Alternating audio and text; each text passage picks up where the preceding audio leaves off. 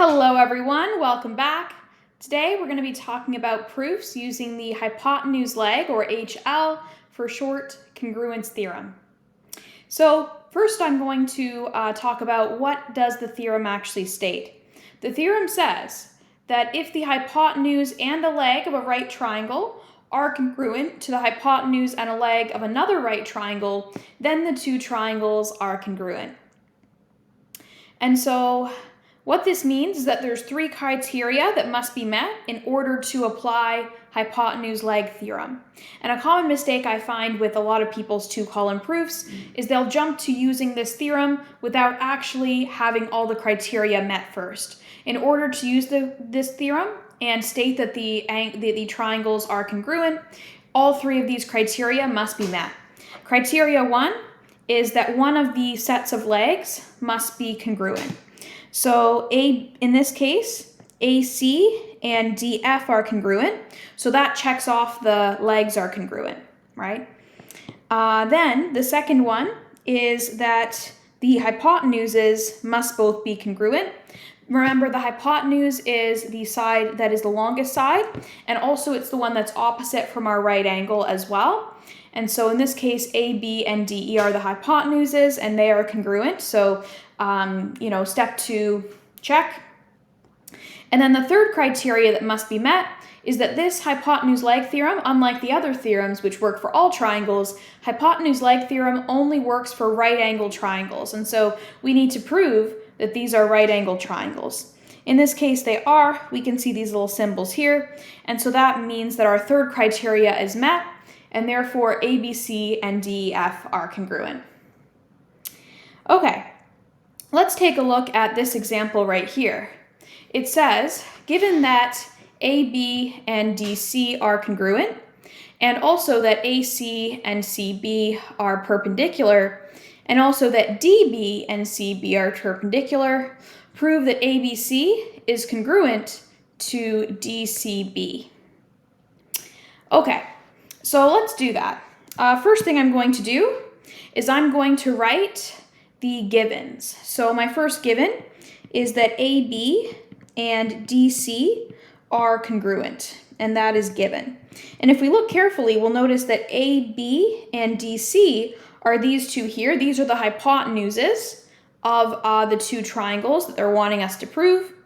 And so therefore that criteria has been met. So that's good. The second givens are that AC and CB are perpendicular. That's a given. And also that DB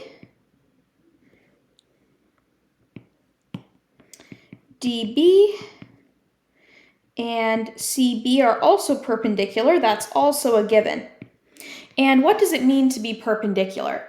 It means that that the lines cross at 90-degree angles. So here they're saying that AC and CB are perpendicular. That means we have a right angle here. And so that means that angle ACB is equal to 90 degrees. It's a right angle.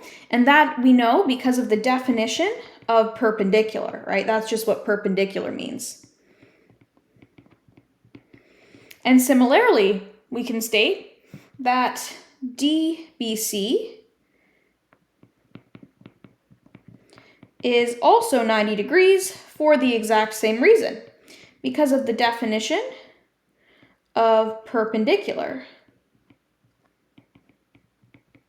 as well. So now that's the first two criteria met. We've met the criteria that says the hypotenuses are congruent, because that was given to us.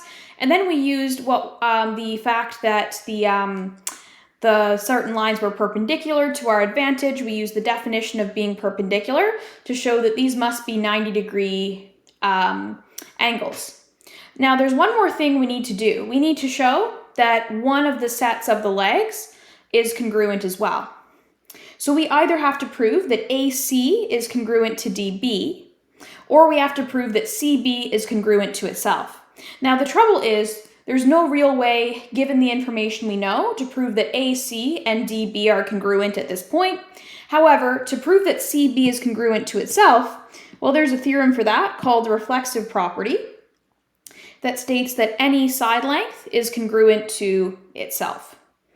I mean, the reflexive property applies to other things too, not just side lengths, but side lengths is one of the things it applies to.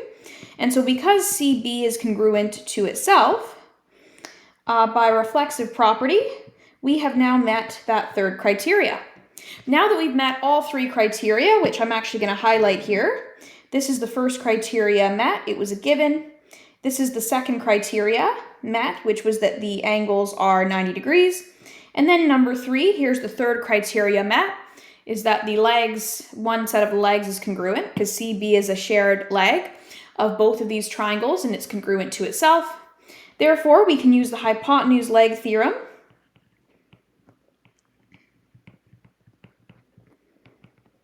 to prove that ABC is indeed congruent to DCB. Okay, let's do one more example.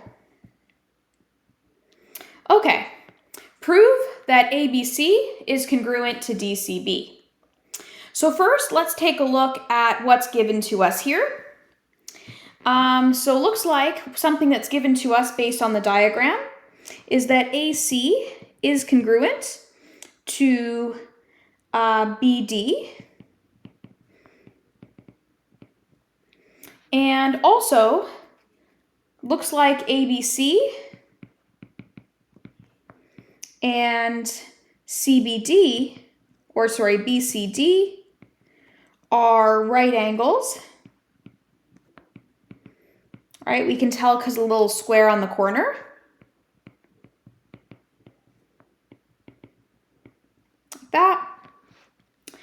All right, so therefore, we need to be able to take what is given to us, which was just those two things, and use it, plus other theorems we might know, in order to prove that the two triangles are indeed congruent.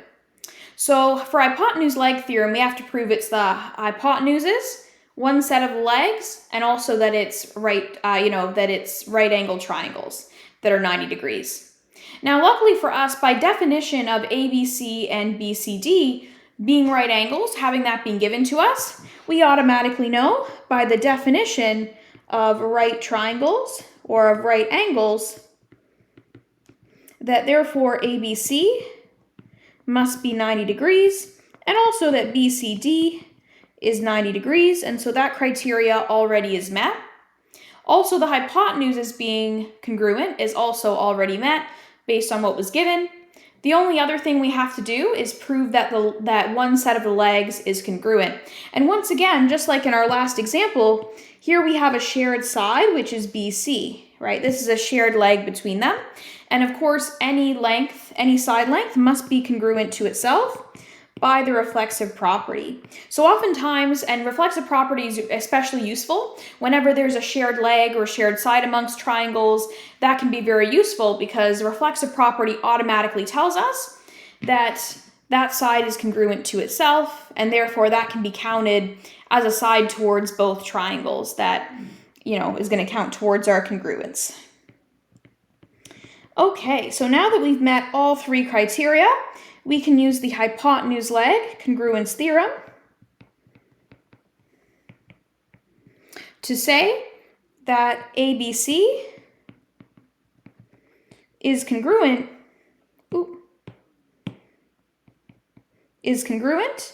to DCB. And there we go.